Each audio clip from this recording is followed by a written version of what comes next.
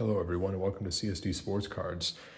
It's 2024 year in review. We're going to talk about some of the financials, go over the cost of what this hobby at the end of the day costs. Like, you'd be surprised when you keep track of what you actually spend, how much it adds up. So we're just going to discuss that.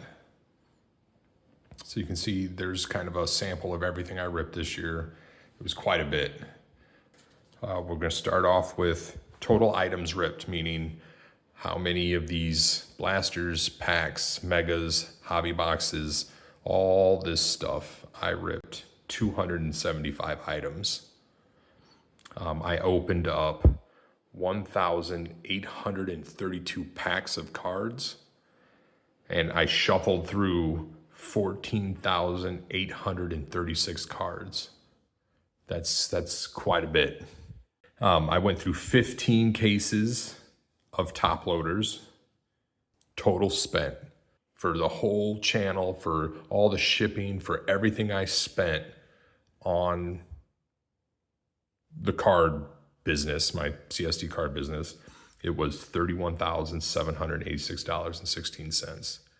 So out of that 31, total spent on wax was $26,678.72. That's a lot of wax to rip. In total, I only had 8 months of online selling. And then again, I was just starting and then was injured and out for a while. So I didn't really push the online sales all that much. So I want to just kind of explain that before I go into the next set of numbers, how much was made. So on eBay, I roughly had 725 sales at the time of this video. It's constantly changing.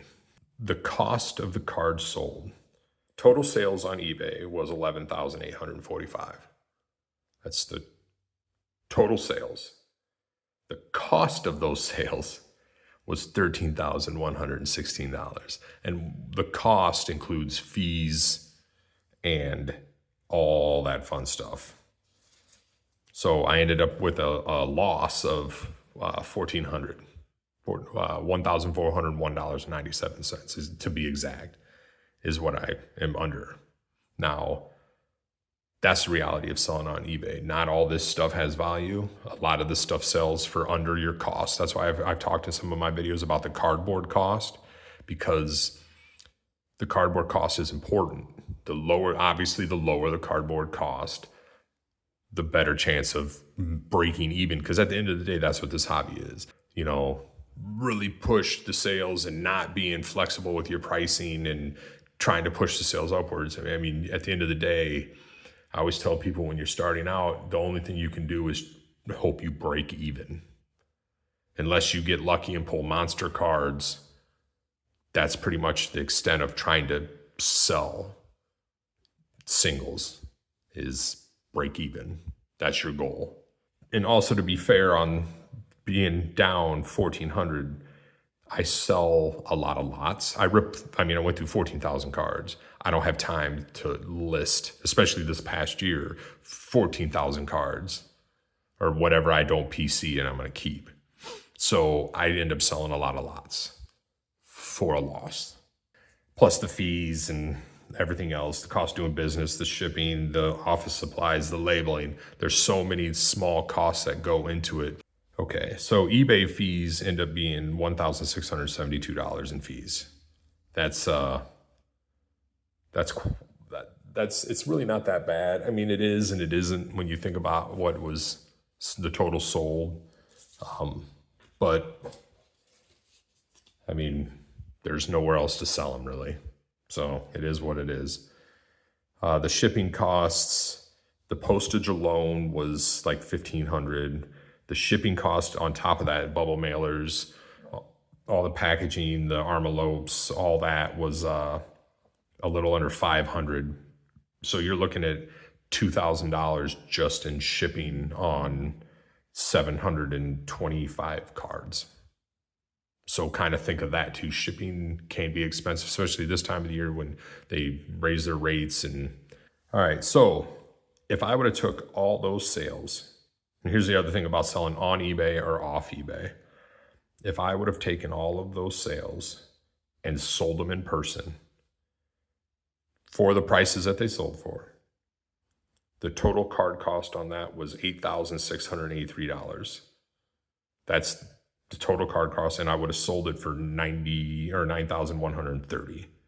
So I would have actually walked away with like $450 profit if you would have sold it in person. Now, if you did a card show, there's table fees and blah, you'd probably have broken even and been more close to even than you would have been selling on a digital platform. Same with Whatnot. I did do some Whatnot shows. I'm going to start doing some of those again. I think those are fun if they're done right. All right, so where am I at? I just wanted to kind of touch on all of that. So those are the numbers. I also wanted to go over my bests. We're just gonna hop into that real quick. My best basketball product of the year. I know if you watch the other videos, I kind of went over this, but I'm gonna show them right here. The best basketball I ripped this year was the Walmart Select. This one was just an absolute fun rip. It was loaded with stuff. It felt even. The best baseball of the year was Topps Chrome Platinum Anniversary. These were awesome this year. Yeah, 2022. I love 2022s, and I mean, you could still buy 2022s long after these came out. So I was actually quite shocked how quickly these disappeared. Like, people ate these up. Like, these were really nice this year.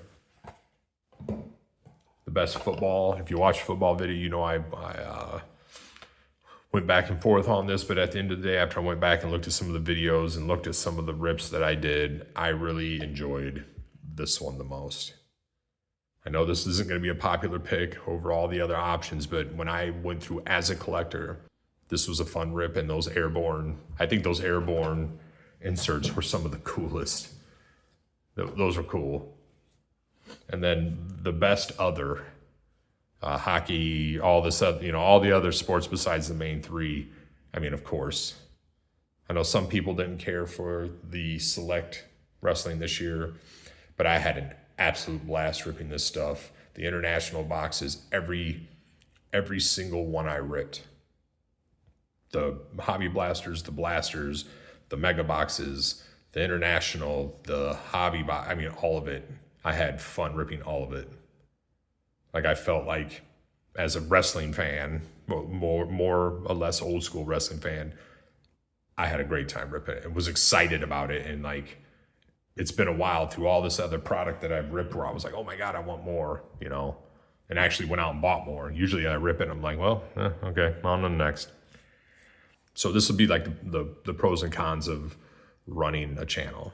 So last year, when I didn't have a channel, I would just buy whatever. Go to the store, whatever I was at. Ooh, okay, there's this on the shelf, and just grab it. And that's why it just added up. Running the channel, I had to be more cognizant of what I was ripping. Like, I couldn't just go out and spend a ton on, there's this product out. I always had to make sure there was enough money for the next. So it really helped rein in my spending, to say the least, and pay more attention to the upcoming schedule and trying to line up stuff. And that's what it always is you're constant when you're running a channel. I could call it a con it might have saved me money, but at the end of the day, it was kind of like turning your hobby into a business is like, it kind of takes away from the hobby a little bit. So all you people out there thinking about doing it, like, it does take away some of the fun of just buying some stuff and ripping it for yourself, because you're constantly thinking about the next product, the next video, the next, it's like a constant, never-ending chase of what's next. And that can become... it can become daunting. It can become frustrating, especially when you can't get product. I'm trying to think of anything else I wanted to talk about. I just really want to say I appreciate all of you guys for following the channel and watching my content. It's been an interesting journey, I should say, to say the least, to take something that I love to do and like share it.